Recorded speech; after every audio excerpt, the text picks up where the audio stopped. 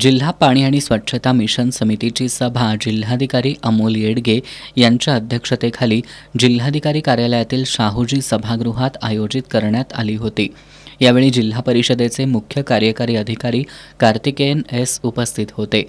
जिल्हाधिकारी येडगे यांनी जलजीवन मिशन महाराष्ट्र जीवन प्राधिकरण अंतर्गत असणाऱ्या नळ पाणीपुरवठा योजनांच्या कामांना गती द्यावी, डिसेंबर महिन्यापूर्वी जास्तीत जास्त योजना कार्यान्वित करण्यासाठी सूक्ष्म नियोजन करावं अशा सूचना केल्या.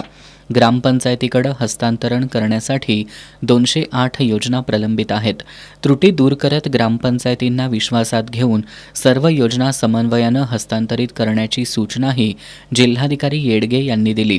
राज्यस्तरावर मंजुरी प्रक्रियेत असलेल्या योजनांमधील त्रुटी दूर करण्यासाठी समन्वय ठेवा, तसंच सुधारित आराखड्यासाठी आवश्यक असलेली माहिती संकलित करून सर्व योजनांना वेळेत सुधारित मान्यता घ्या, असंही त्यांनी सूचित केलं. या बैठकीत स्वच्छता विभागाकडील विविध योजनांचाही आढावा घेण्यात आला.